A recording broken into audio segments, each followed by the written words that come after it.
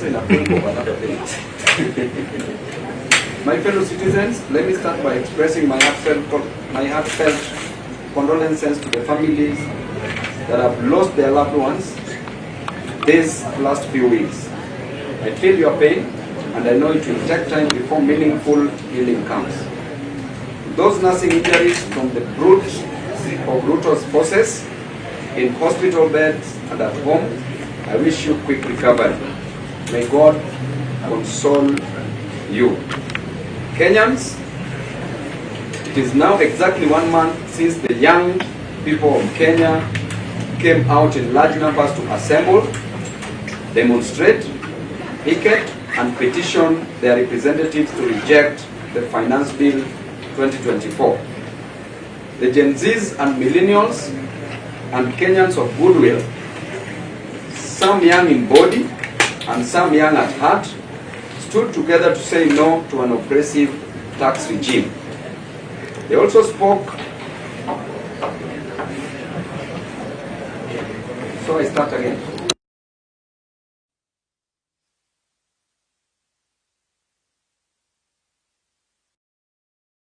Okay, let me just start in 1 minute. Thank you. My fellow citizens, let me start by expressing my heartfelt condolences to the families that have lost their loved ones these last few weeks. I feel your pain, and I know it will take time before meaningful healing comes. To those nursing injuries from the brunt of Ruto's forces in hospital beds and at home, I wish you quick recovery. May God console you. Kenyans, it is now exactly 1 month since the young people of Kenya came out in large numbers to assemble, demonstrate, picket, and petition their representatives to reject the Finance Bill 2024. The Gen Zs and Millennials and Kenyans of goodwill, some young in body and some young at heart, stood together to say no to an oppressive tax regime. They also spoke unequivocally that they want a reformed government. Young people in Kenya are concerned about 1. Poor agriculture production, which threatens our food adequacy, safety, and security. 2. Parents, teachers, and learners alike are all confused by the CBC syllabus and transition. College and university education has been made too expensive, and young Kenyans are not joining while others are dropping from colleges. 3. Our healthcare is now completely broken, with NHIF looted and left incapable of meeting claims by hospitals, some of which have now been forced to close down. Our infrastructure is crumbling, roads are not maintained, our ports are being auctioned, and basic access to water and electricity is out of reach to many Kenyans. The business environment has been destroyed by bad government policy in sector after sector. Foreign direct investment has gone down, and we have seen investors running away to neighboring countries, leaving Kenyans jobless. The unemployment rate has skyrocketed, the cost of living has gone beyond the roof, and many Kenyans cannot afford a decent living. To make matters worse, a burdensome tax regime is squeezing every blood out of Kenyans, killing their businesses and making their products less competitive. Sensing individual and collective failure, the young people came out to demand that their president confront these challenges. Instead, what did the president do? For one, he used goons and criminals to infiltrate peaceful demonstrations to get reasons to unleash violence against Kenyans. He used the police to unleash terror on young people. Resorted to abductions, forced disappearance, torture, killings, and mutilation of bodies of the Kenyan children. The president hoodwinked us by withdrawing the finance bill but continued to implement its draconian provisions. He deceitfully dissolved his cabinet on grounds of incompetence, only to reappoint the same crooks. He completely refused to listen to the issues raised by Kenyans, and instead he raided the opposition to appoint cabinet secretaries in a bid to weaken oversight against his government and to gain cosmetic stability, to consider the next general election and to ignore this and the next generation. No Gen Zs were nominated in this cabinet, no gender rule considered, thereby discriminating on women. Persons with disabilities were not considered. The only disabilities which were considered were mental disabilities, which were considered in the current cabinet. Fellow Kenyans, these last few weeks, I have been to the mortuaries in this country helping desperate parents, siblings and relatives, neighbors and friends identify the bodies of their loved ones brutally murdered and bodies dumped in quarries or wrongly registered to conceal murder by the state. I have stood by parents and communities burying young Kenyans killed by President Ruto and his rogue policemen, following insane commands of people we put in office to secure our lives. As I speak today, so many parents and relatives are still distressed and emotionally broken as they try to search for their young children abducted by this dangerous regime. President Ruto has turned Kenyans against each other. Now he is trying to isolate some tribes and some ages and some regions to divide us some more. I want to say categorically that President Ruto is the real problem in this country. He is the real problem that this country is facing. He is the stumbling block to the modest reforms Gen Zs are asking for. Sharing power in a cosmetic overhaul, we demand from Ruto these bare minimums. Pay to the families who've lost their loved ones 1 million Kenya shillings for funeral expenses they are incurring. Number 2, compensate the bereaved families at 10 million Kenya shillings each for the excruciating pain, agony and suffering you have put them through. Declare a mourning day and hold a national funeral service mass in honor of the patriots you have killed. Pay all the medical expenses for the young people who have been brutalized by the police upon your instructions. Release all the young Kenyans that you abducted and continue to hold incommunicado. Release them today. Drop all the trumped-up charges you have pressed against innocent Kenyans who are arrested while calling for good governance of their country. Mr. President, you don't seem to get it. Young Kenyans are mad and angry and stressed, and they can't believe we just can't get a single thing right out of their modest demands.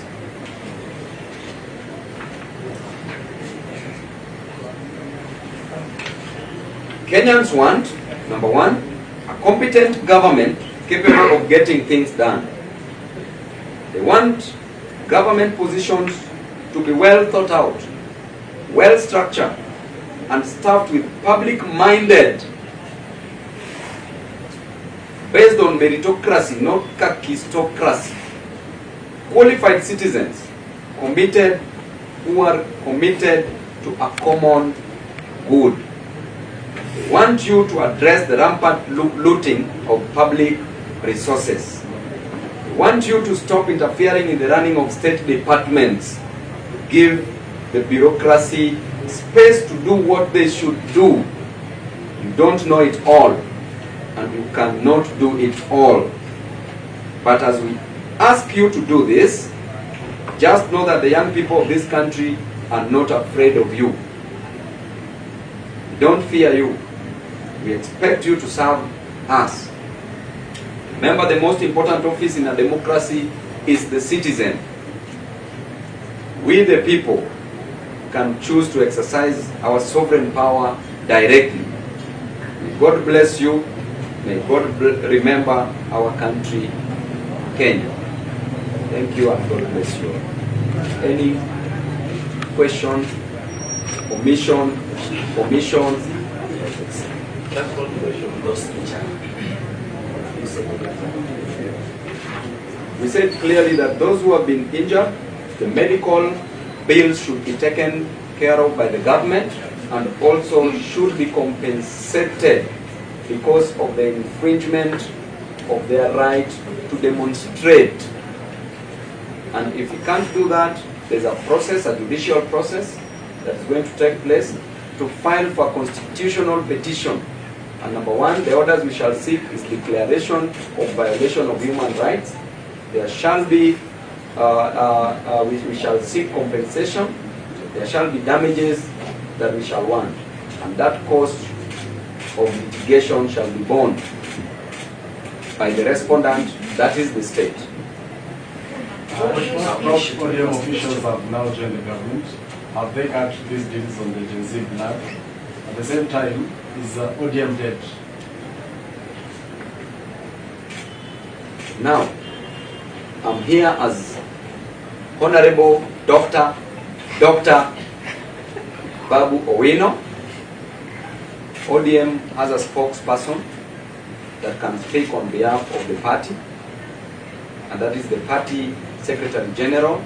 I'm speaking on behalf of Kenyans.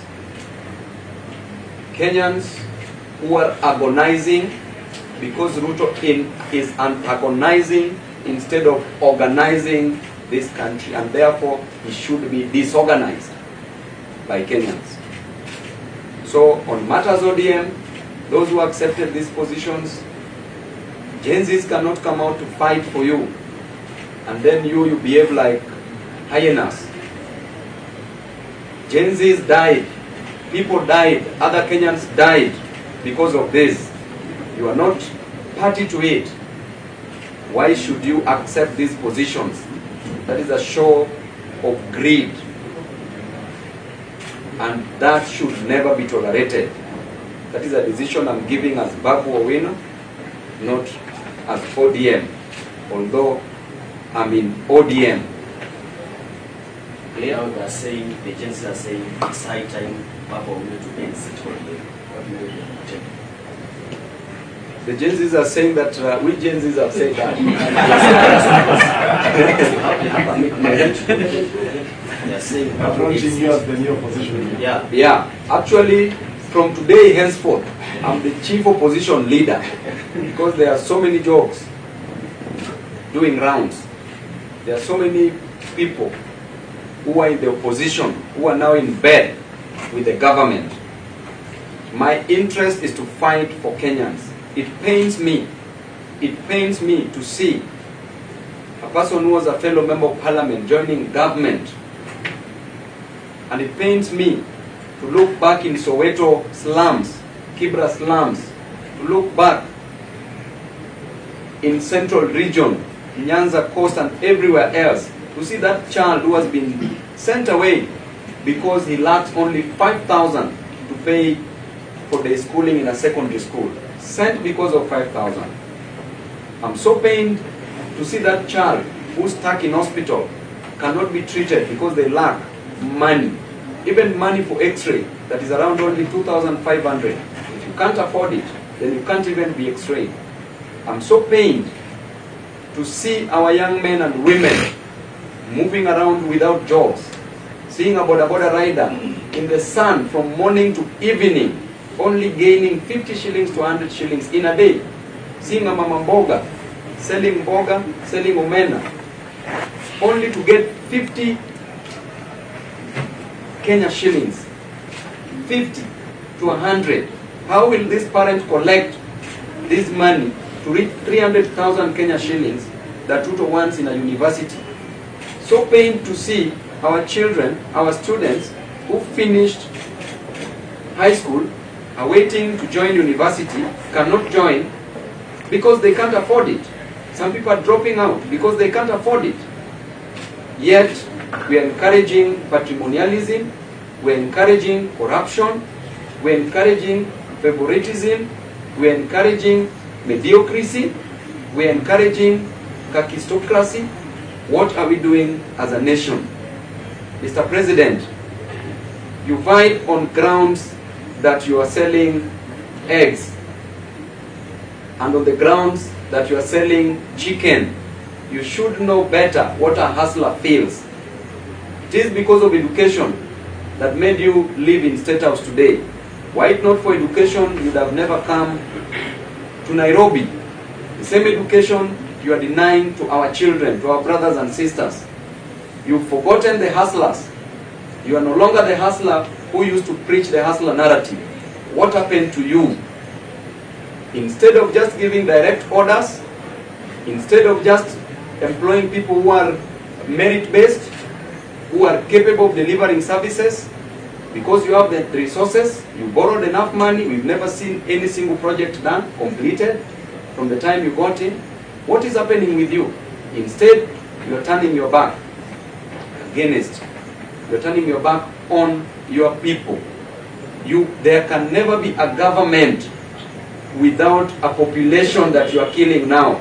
And this was a decision that was made during the Montevideo conference, that the characteristics of a state, number one, there must be a definite population.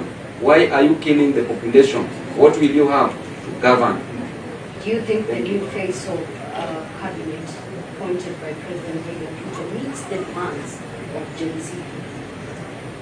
The new face of cabinet does not meet any demand, not of the Gen Zs, not obeying even the two-third gender rule as enshrined in the Constitution, as envisaged in the Constitution. It goes against the tenets of the apex of the law, clearly, and I told you, even persons with disabilities are not considered. The only disability that President has considered is mental disabilities that he has decided to nominate in the cabinet. We want other persons with disabilities to be considered within the cabinet. Mheshimiwa Daktari, if the President Ruto decides to graciously give you the remaining question, one of the two positions to represent Kenyans and you, are you going to do it? I cannot accept any position from President Ruto, no thank you, and that is a fruit from a poisoned tree. The fruit is poisonous and harmful and dangerous. In terms of oversight, you have put a spirited fight to take over the park chair. And now the park chair is the Treasury seat to become whatever the Parliament approves. So are you also keen to take over specifically in that position for oversight? Going by the doctrine of separation of powers, checks and balances as was opined by Charles Louis, the seconded, de Montesquieu, de Baron, that our work is to provide oversight roles. I wanted to be the park chairman then. Now I'm overqualified to be a park chairman. And I say no, thank you.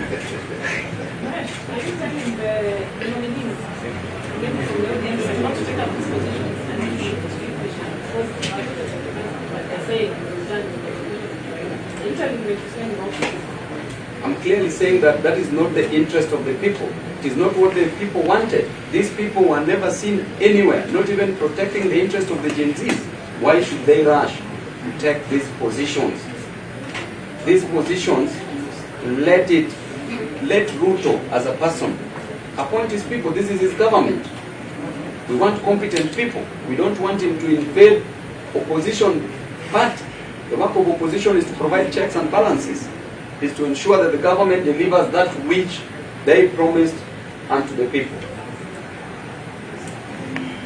Please, please, please pump me with more questions.